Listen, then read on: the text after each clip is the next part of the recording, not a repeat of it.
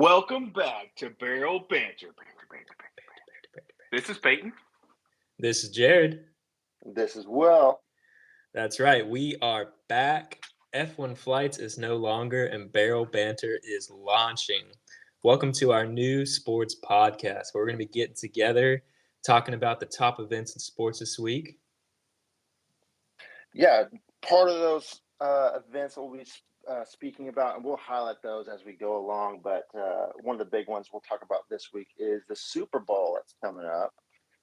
We'll be doing a little bit of predictions, talking about it, understanding, the stories around it. But also we'll be talking about any other sports and sports that we do love, aka Formula One, like our previous podcast used to be. But we'll be kind of notching on all the different sports. Yeah, it's good to be back, guys. And everybody out there, ladies and gentlemen, do not worry. We are still up to our old ways of drinking bourbon on here. I'm actually sipping on some Blanton's Gold. Will, what do you got over there? I've got some Heaven Hill Bottle and Bond 6-year. Pretty yummy. Jared, what you got over there, buddy? And over here, I got my Powers Gold Label, classic Irish whiskey. So, yeah, like you said, Peyton, it's good to be back. We are all over the world now. We're global. Moved on to 3 time zones. bigger things, different things in our lives. We're in 3 time zones. The fact that we're getting together and doing this is just great. So I'm excited to jump into it. Who wants to bring the first topic of the week to the board? Should we cover probably the biggest news this week and dive back into Formula One with Lewis Hamilton leaving Mercedes? I would absolutely love to. I think I specifically picked my whiskey with him in mind. So let's get into it. All right. Let's do it. Formula One. There was a lot of events happening in Formula One. It was almost like a little bit of a Formula One news hangover the past couple of days. But Peyton, what happened? Yeah, so we haven't made it to silly season yet. We are still quite a ways away. We haven't even made it to testing yet, and we get a bombshell dropped on us.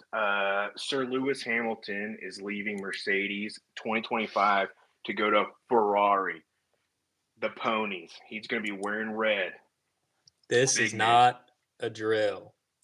Honestly, the amount of absurd Formula One rumors that have spun around in my time as a fan, seeing this pop up and that Will Buxton tweet, who just loves a little bit of drama. He loves getting in there, saying that silly season 2025 will be over before the 2024 season starts. I was like, nah, can't be real. No way. Sure enough, here we are. Dude, I thought it was a Twitter bot when that broke. I was like, this is fake.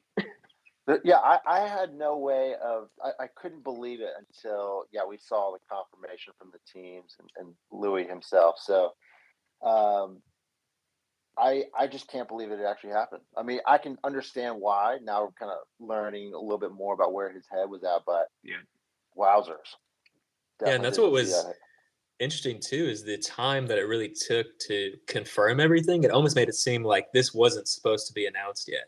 The first thing I saw that really gave me a solid idea that it was real was when Sky Sports put a reporter outside of Brackley at the Mercedes-Benz headquarters, and some employees had confirmed to them that they had a meeting saying that Lewis was leaving.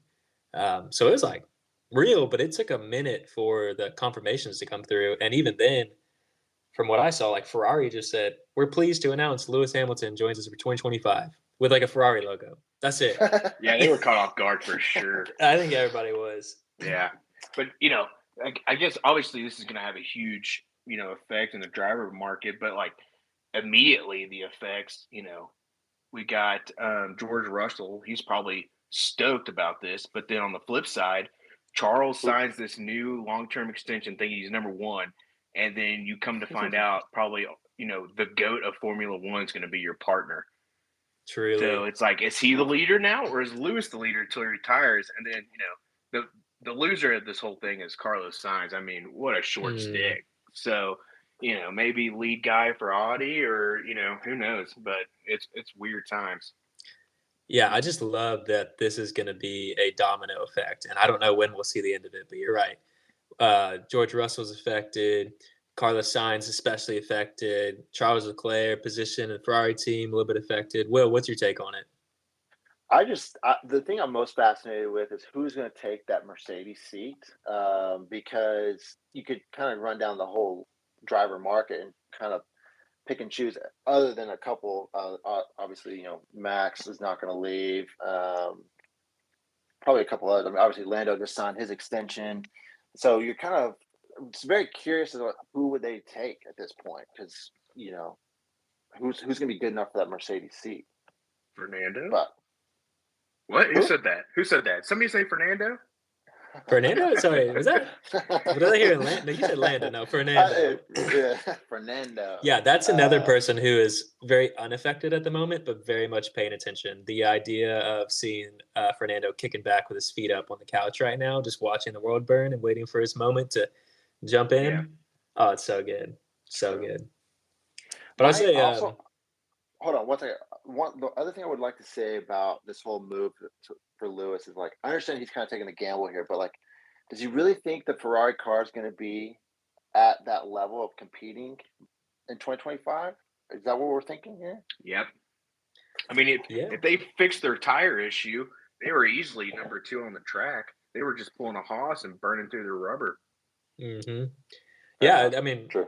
I'd love to go around and get everybody's kind of opinions if you think this is a good idea or not. But from what I understand, there's two sides of it. I see it as it's a win-win for Lewis. He has a belief, and he said he believes that he's got the same feeling about moving to Ferrari as he had moving to Mercedes from McLaren. People thought that was an insane move, and it paid off dividends.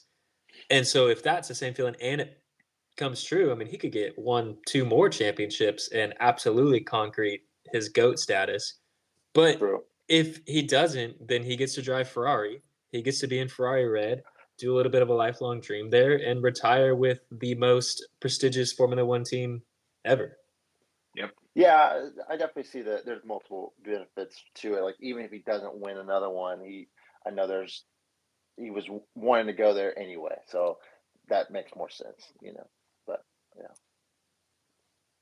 What about you, Peyton? I think it was kind of a no-brainer, just in the fact that he's obviously not going to go to Red Bull, but Ferrari has shown more promise, and usually once you lose your top spot, it's very hard to get back. So sure, Mercedes could always bounce back in the next year or two, but history has shown that very rarely happens to somebody that's been winning a lot. I mean, most recently, look at Red Bull with Vettel, when they won those 4 championships and then fell off until what was that, 21, 22?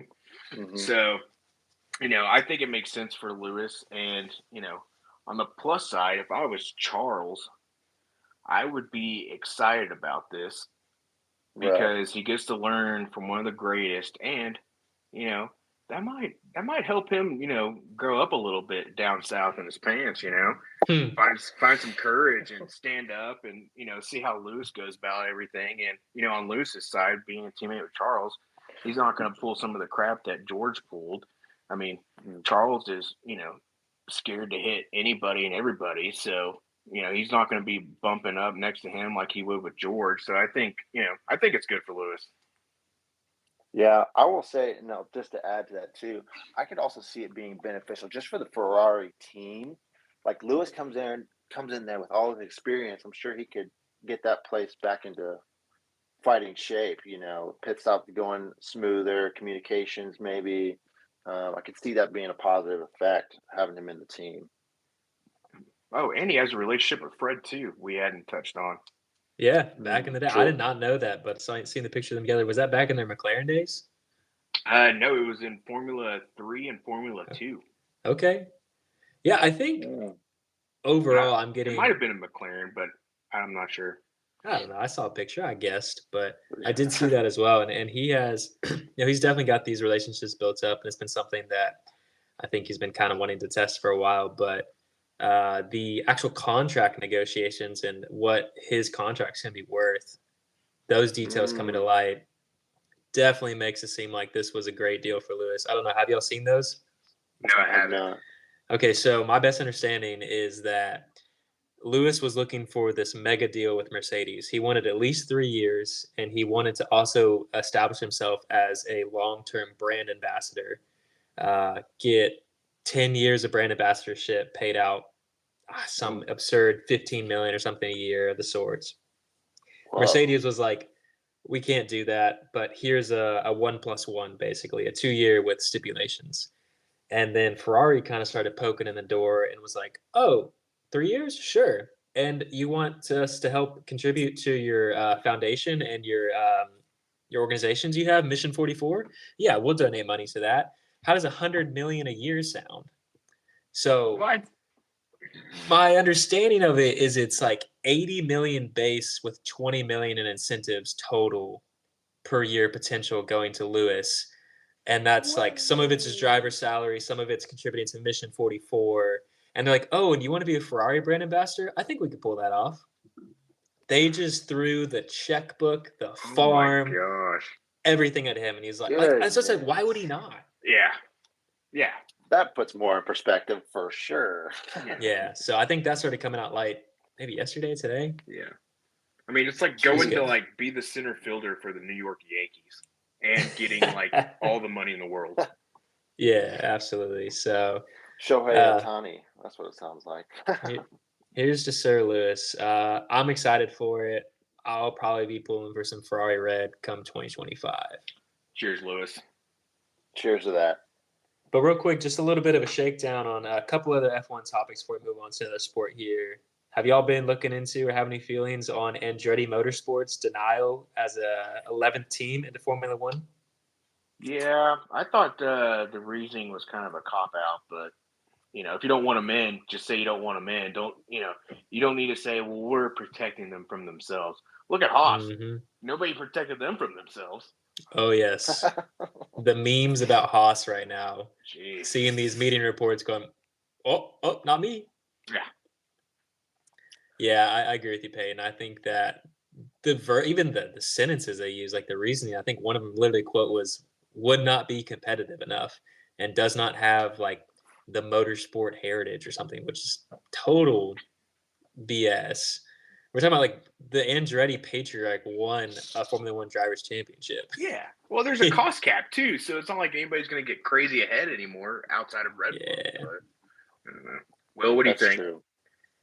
Well, I was going to say I didn't see the reasoning why they denied them, so I'm kind of learning as y'all are speaking about it. But I never had a lot of faith that they were going to get admitted in anyway, just because the idea that the other bosses were not feeling great about it. So I just figured if they're not going to feel great about it, there was slim chances. But what did they say exactly, if y'all remember?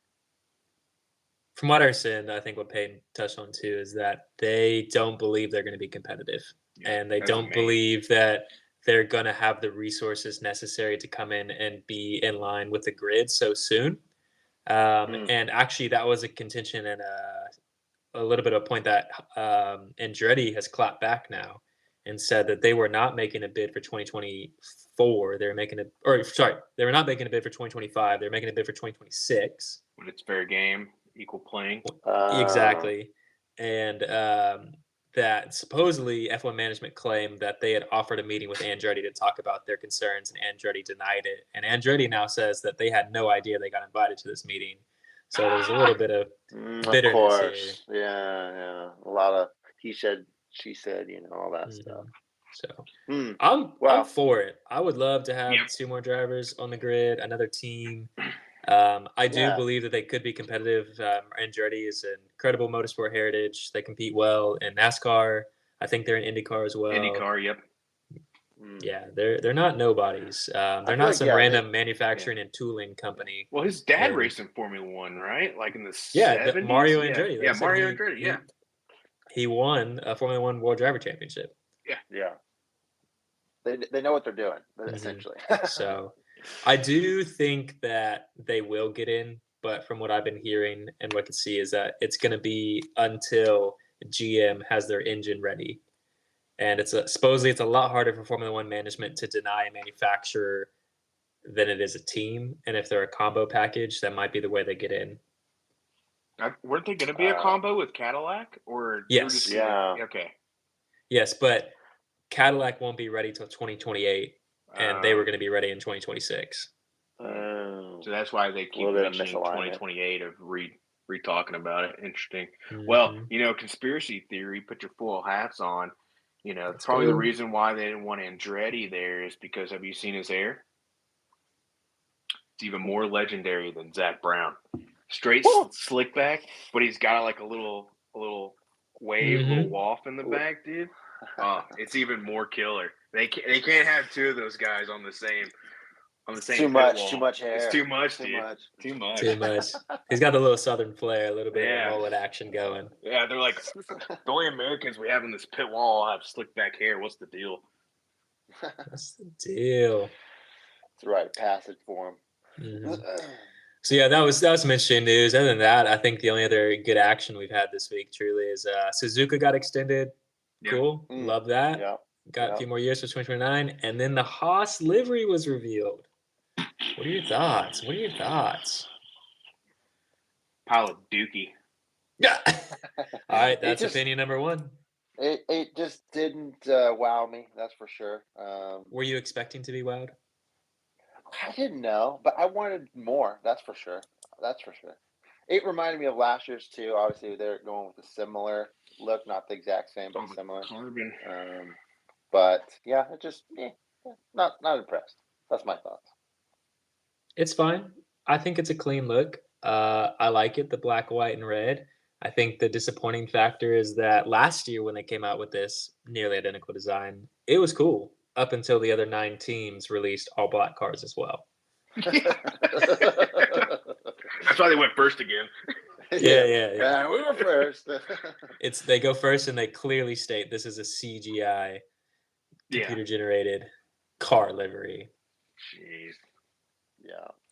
Do we think Mercedes is going with the black livery this year? I don't think so. What do you think, Jared? I think they'll switch it up.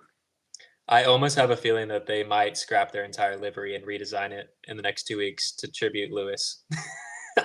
Like black and Lewis's purple. Face.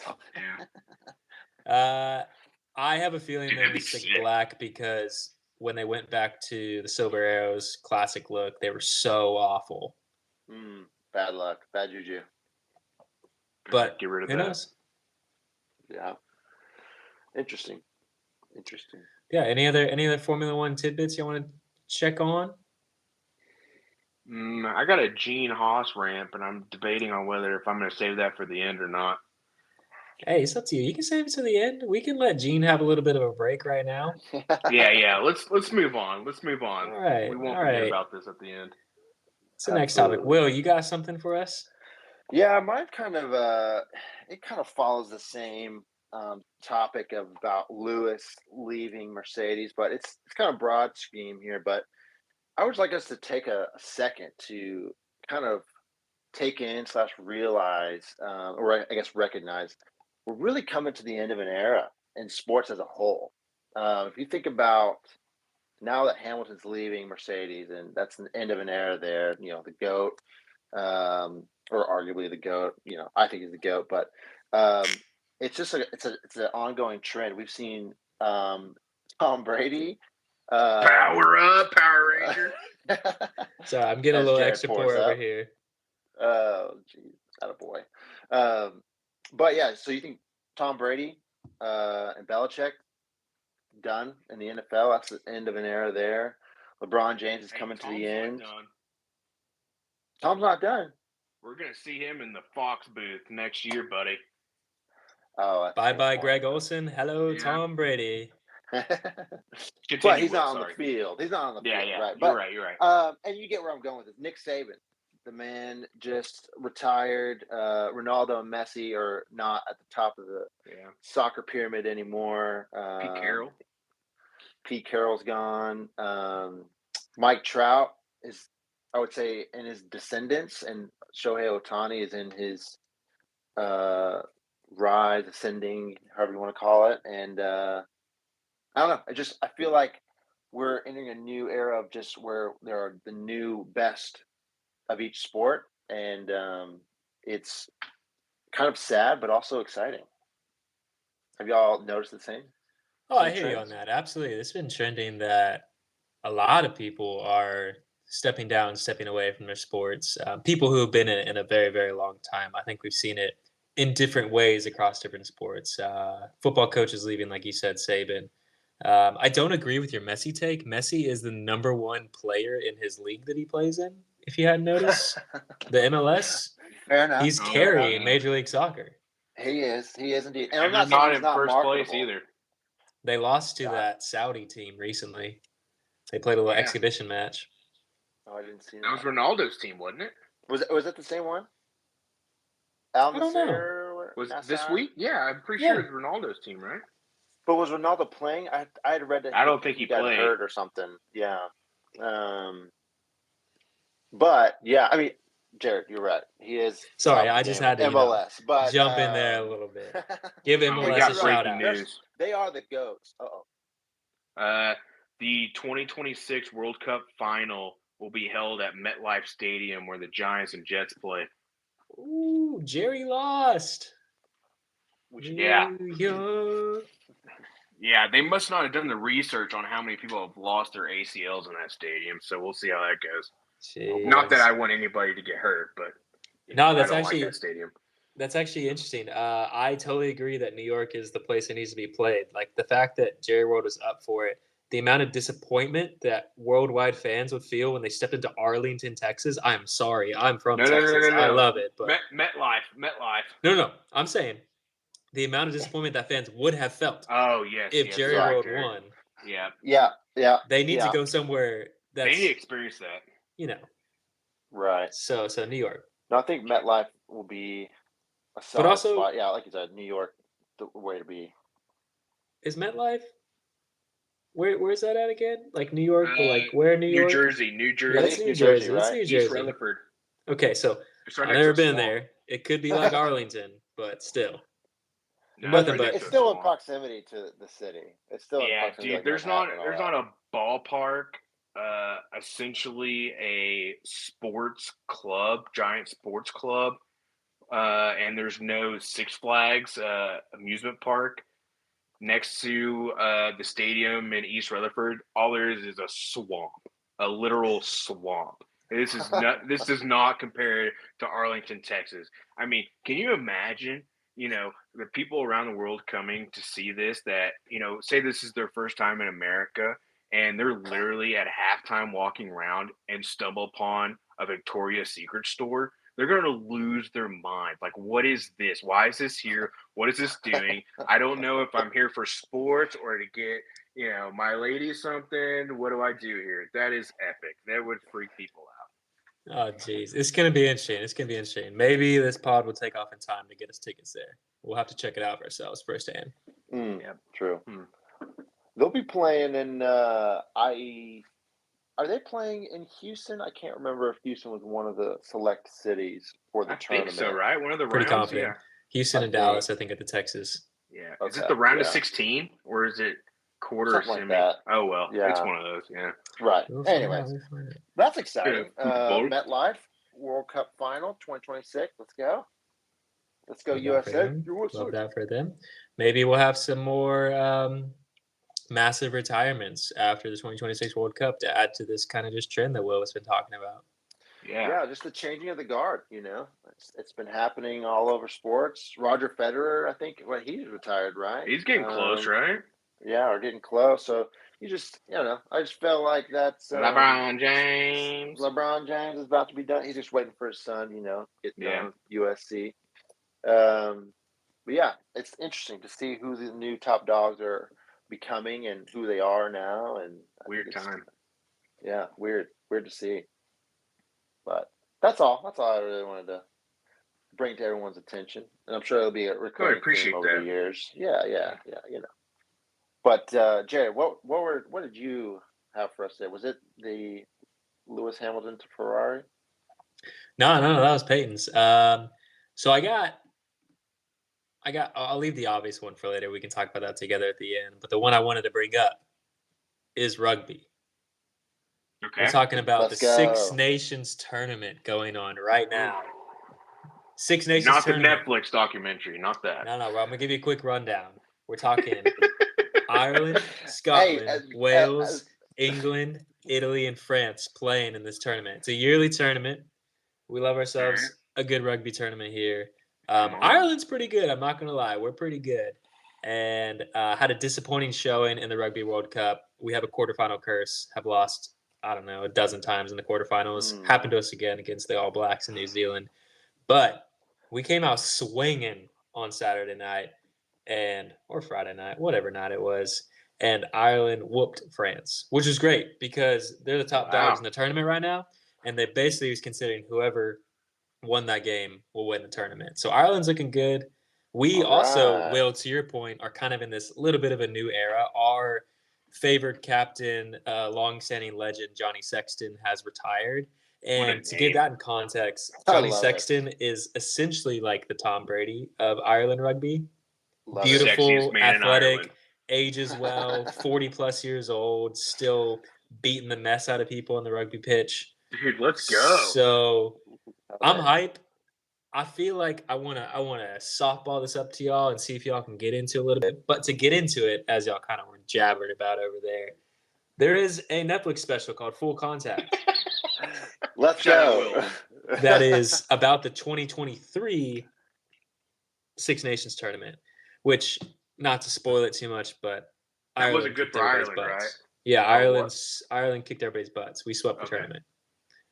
Nice. So I just wanted to share that with y'all. I've been really enjoying this. It's been great as an Irish resident to be behind the Irish team. And it's exciting. It's good stuff. I hope there's a way for you to watch it. But I want to commend the Full Contact show to y'all. Will, do you nod your head? Yes, you understand that this is a Netflix show that's out there, right? Correct. Yes, it is. Yes.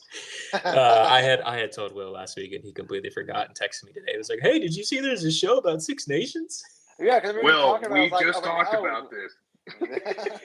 This is great. No way, it's just talking about this. It's great, but that's my big sports thing right now. So that's what I wanted to bring to the table. I've been loving the Formula One news, so I'm glad you brought that in, Peyton, as well. But we got rugby as well, so I have to just push that along and cheer on the boys. But past that, Peyton, you got something?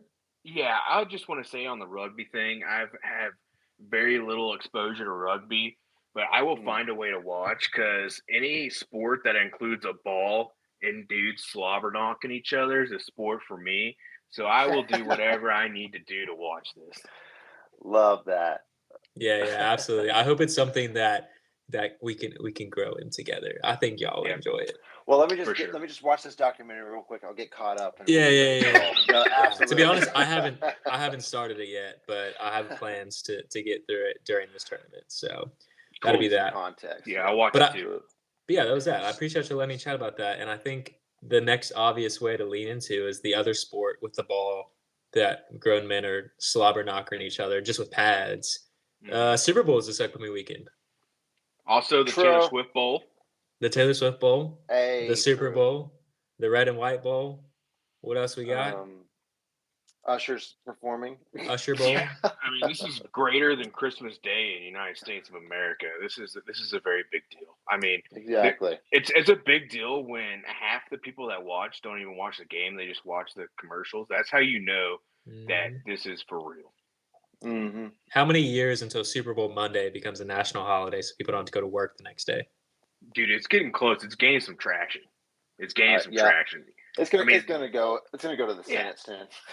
Yeah, or it's gonna be like, hey, we'll pay you overtime if you show up on Monday because people are tired of getting these call outs. Nobody doing their jobs. Everybody's hungover, or they just don't want to be there. Especially if your team won, or if you just had too much time at the halftime show. Probably not this year because Usher, but maybe Taylor Swift will drop in. But we'll see what happens, man. It's a wild time the day after Super Bowl. It's true. Yeah, I would love to see the United States GDP the day after the Super Bowl if you can track it day by day. Yeah. That would be awesome. That'd be good. Who do you think's going to win? I have a theory, and it's based on one of those ridiculous stats that are just people pull out of nowhere to just be fun and commentary. But I think the 49ers are going to win. I only think that because the 49ers are wearing white. And in the last 19 Super Bowls, their white team is 16-3. That is tough. I like what a that. Deep stat. I love that, Jared. I love that. Dang, you're making me rethink everything. Do I think the Chiefs could kick their butts? Yeah. But I have to go with science. Go with the numbers. Absolutely. Love that. So here's the thing. I think the Niners are going to be great. I just think the Chiefs are going to be better. I think we're going to have ourselves the first team to repeat since the Patriots back in the early 2000s. I think we're about to see it, boys. And I think the Niners are good. I just don't know how Mr. Brock Purdy's going to handle the pressure. That's all I've got. That's all. He's got ice in his veins. We'll see. We'll see what happens. Peyton, what you think? What you got here? I'm going with the Chiefs. Two-parter. Number one, 49ers are the better team on paper. That's no doubt. They have more talent. I can't personally root for the 49ers being a Dallas Cowboys fan. Not a division rival, but the next thing right under that for a rival, going back to the days in the 90s, 70s, and then, the past 3 years of them just whooping our tails. So can't root for them. So I'm going to go with the boys that have been there before and done it. We're going with Travis Kelce, probably the coolest dude on earth. And the guy throwing him the ball is a good old East Texas boy, a little Red Raider alum. Baby. Come on. He can sling it. He can be a game manager that's gotten a lot of heat recently. He can do it all. And the head coach does nothing but eat cheeseburgers. I mean, this is a team of destiny for a dynasty. Talking about someone has ice in their veins. Andy Reid has ice in his mustache, Yeah, that dude quite literally. Built straight does. Hey, but we're in Vegas, so we don't have to worry about that this week. Fair. That's fair. right. I absolutely do believe in the Chiefs' ability to win. Admittedly, I've only really watched Chiefs games because I think they have them strategically played at a more appealing hour for the European time zone so that Taylor Swift gets her airtime. But watching them play against the Ravens was pretty convincing that they show up and they figure out how to win. So it's going to be interesting, dude. Yeah. The defense, the offense will always find a way to score. That's another thing, especially with Patrick Mahomes, like y'all were saying. So, but he doesn't have to force anymore, man. They can just dink and dunk and around that defense. That's probably like the first time in this Chiefs dynasty run that they've had that great of a defense to where they don't have to hang 40, which is nuts to think about. Yeah, it's probably the first time in Mahomes' career there, that he's had a defense this good. So definitely, absolutely. Yeah, that's exciting. I'm excited for it, boys. I think it's going to be a good game. That's the bottom line. I'm really gearing up for this 11:30 p.m. kickoff we're about to have. And I don't even think it's actually 11:30. I think when they say the Super Bowl starts at this time, which is it's 11:30 Irish time, I think that's like the pre-show activities and the national anthem and all that stuff. So it might be past midnight before this bad boy starts over in Ireland. Oh, for sure, dude. Imagine if they were still doing what was it? They just changed the time like a year or two ago, but back when they were doing like 7:30 Central Time kickoff, dude, that would have been terrible for you. I fundamentally do not understand. I fundamentally do not understand why the Super Bowl kicks off so late. It is on a Sunday. Make that bad boy at noon. Yeah, so that way people can party longer and harder. Then nobody has to take Monday off. There we go. It seems like a no-brainer, but there's got to be some financial reason behind it, and I can't quite capture that. We're gonna dig into this, find out. It probably has to do with Sunday evenings. I don't know. I feel like most people aren't doing much. What's happening on a Sunday evening? I don't. A Super Bowl, obviously. Dude, I don't care if it's Thanksgiving Day or any other holiday. If the Super Bowl's on that day, stuff is shutting down. That's the thing is the other sports, college football plays Thanksgiving games while you're eating Thanksgiving dinner. Yeah. NBA plays Christmas games while you're unwrapping presents. Yep. That's a good point. Makes no sense, man. I guess, this might be a West Coast biasy, They want to make sure California's got plenty of time to wake up, have their little orange juice and champagne or whatever, the fancy people on the West Coast do. to get ready for the day. So, that's what we're doing. We're catering to a small section of the world for the biggest game. But that's even my thought. We're talking Las Vegas. Noon kickoff in Vegas. Yeah. That's, what is that? 8 p.m.? That's even better for me still. Dude, they could do 10 a.m. in Vegas. It's Vegas, Right? There's no such thing as time. That's so true. That's so true. Either way, I hope it's a good game. Yeah. I admittedly will probably not. I'm not going to be staying up for it. I'll have it recorded. I don't blame you. Get up to it the next morning. No, absolutely. We'll just talk to Mr. Roger Goodell about the timing. We'll get him on the phone, get him straighten this out for you.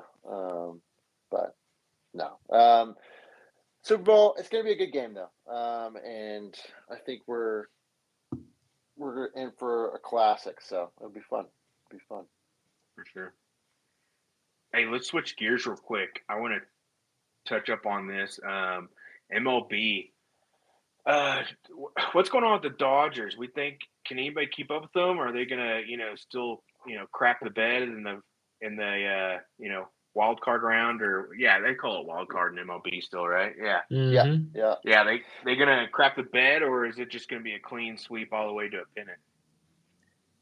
Ooh, yes. So here's my thought on that. The Dodgers have to do it this year. They've spent all this money in a unique way that will no longer be unique next year. Yeah. Other teams are going to jump on. People are going to do this. And if they can't get it right this year, which I think they're going to need some development time to get these new players, these international players together. Yeah. And we're talking there's established low-key dynasty-esque teams in their division that are going to be in the way. So I am going to say no. I could be completely wrong. The Dodgers could be one of the most dominant teams to ever be across the MLB, but I don't see it. Well, their problem is the postseason. They show they can break records in the regular season, but right. Yeah, I'm like you, Jared. I just think this is their window. This year is their window where it's going to be the quote unquote easiest. But it's also, I don't see it happening because the rest, especially just the National League as a whole, is loaded. You got the Braves, the Phillies are going to be back. I don't remember if the Giants reloaded, but I know and Padres are a little bit weaker now. But you're still having to go through the Braves mainly, and that's who I'd be afraid of if I was in the National League. So I don't see them doing that. You're not afraid of the Diamondbacks? Yeah, I mean, I know they made a run. But I don't see them. I don't see them coming out. Fear the rattlesnake. Yeah, I don't see them repeating what they were able to accomplish last year. Although they were ahead of schedule, so who knows? Who knows? But I don't know. I'm the similar mind as you, Jared. I just don't see it happening. Yeah, Peyton. The only people fearing the Diamondbacks are pigeons flying through the baseball stadium. Yeah, no joke, dude. Interesting. Yeah, I think if they do, I don't think they'll make it to the World Series next year for sure. But if they do, like y'all are saying, they have to go through a gauntlet just to get to the World Series. And then once you're there, the American League is no slouches. So whether it's Houston, Rangers now, Rangers. Yankees still are flirting around. Seattle's up and coming. I mean, there's American League's loaded too, so there's no easy paths. But they have the talent to do it. I just don't think they have it in them. But who knows? We might be wrong. Well, and it reminds me of the Mets last year. I mean, they had crazy talent, and then it was awful. So I mean, everybody got traded at the deadline. Fire sale. That was oops. We did that one wrong. Yeah. True that. No, that's good. I'm excited for baseball. I'm looking forward to it. We'll see what happens with the Dodgers and their $6 billion payroll, but should be fun. So, boys, I think that we need to get into a little bit of this rapid fire round to start rounding out our pod. Any last minute discussions here? Peyton, I know you had a point you wanted to bring up earlier, and I would love to softball it to you if you want it now. If not, we can shift. But you let me know. Yeah. Are you ready? Yeah, I'm ready. Real quick before I get into that, I would like to talk about this day in sports history. Thank you. February 4th, 1987. The Sacramento Kings scored only 4 points in the first quarter against the LA Lakers. That's the fewest in a quarter since the 24-second shot clock was introduced in 1954. That's 4 incredible. points. Oh, that's incredible. That's some high school B team basketball level stuff right there. Yeah, I mean, I feel like we can go out and get 4 points. Absolutely. Actually, maybe not. I don't know. Yeah, but that's we got a fighting pitiful. chance. But that's pitiful. Yeah, so that's my first one. Second one, I wanted to talk about Gene Haas. Okay, here's the deal, guys. He is making the United States of America look terrible.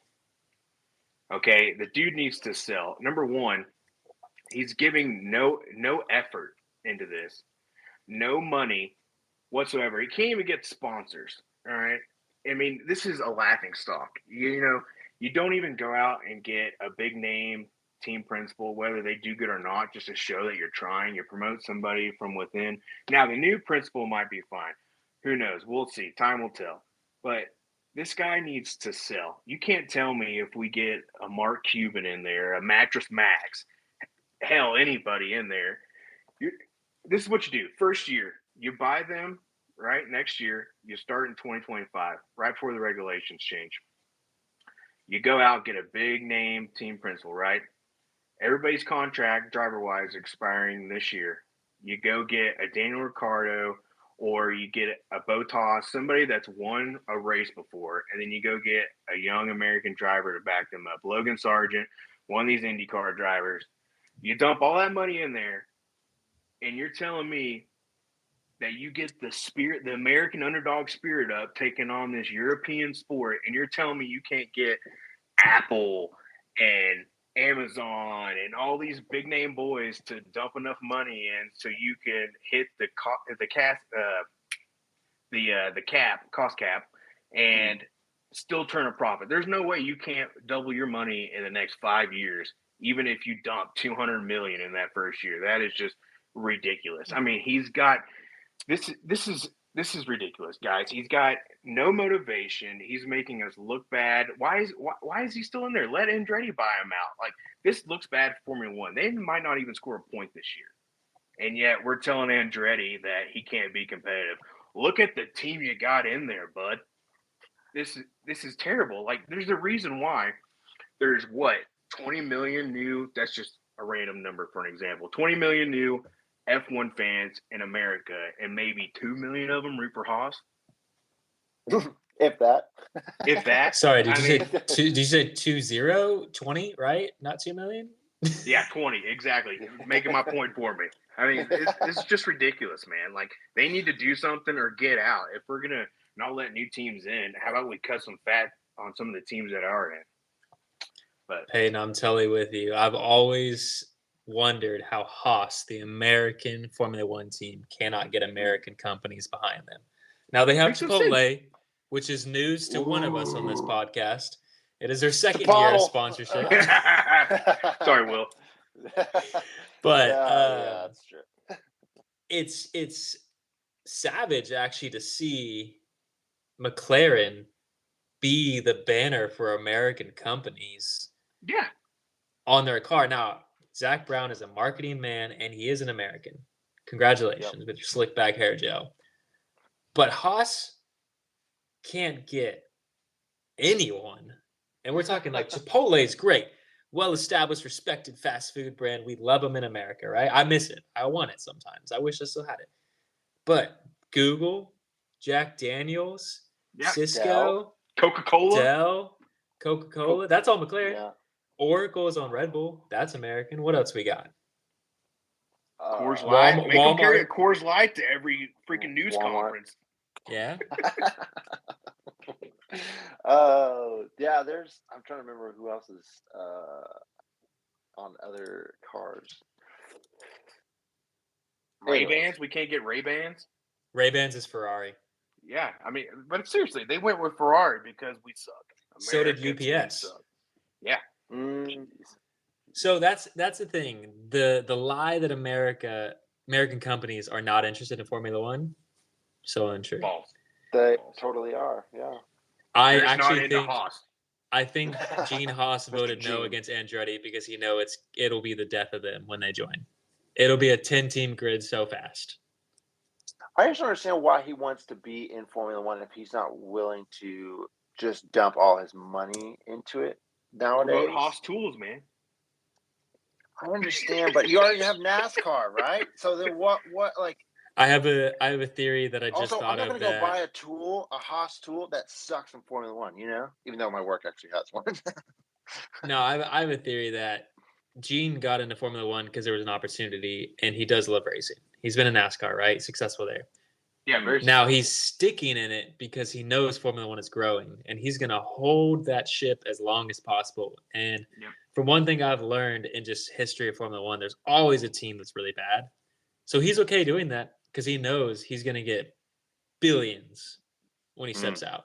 Yeah, and they're not going to kick him out either, so he can suck all he wants and pocket all the extra cash.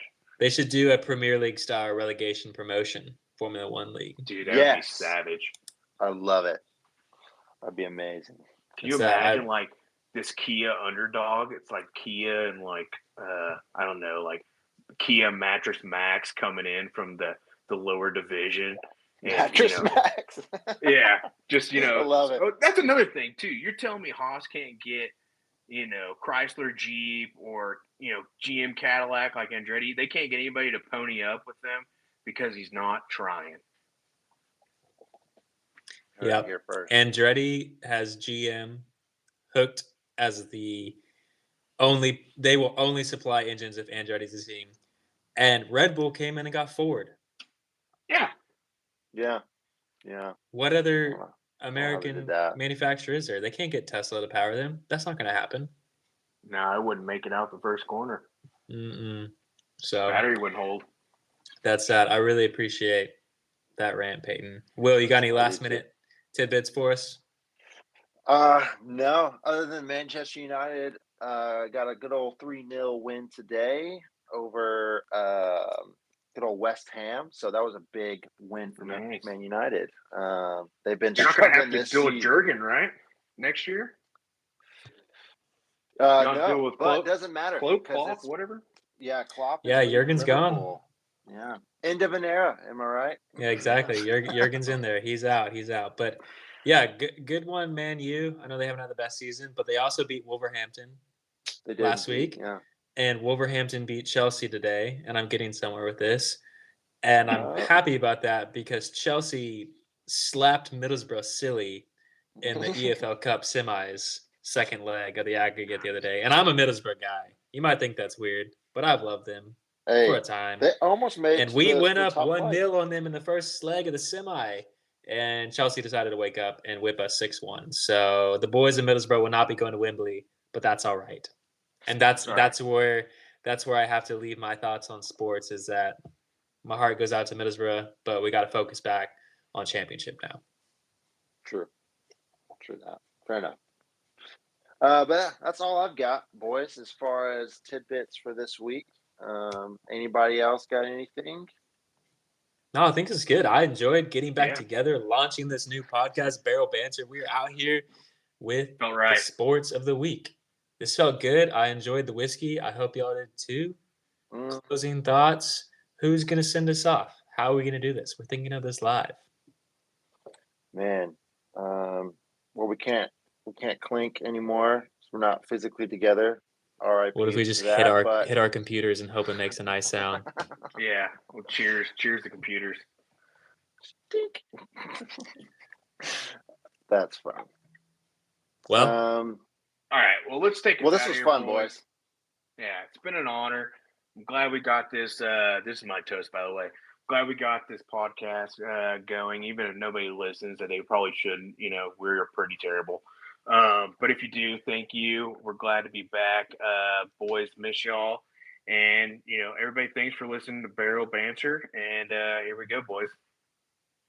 All right. I'll cheers to that. Cheers. That did not work at all. All right. See you, boys. All right. Sounds good. End.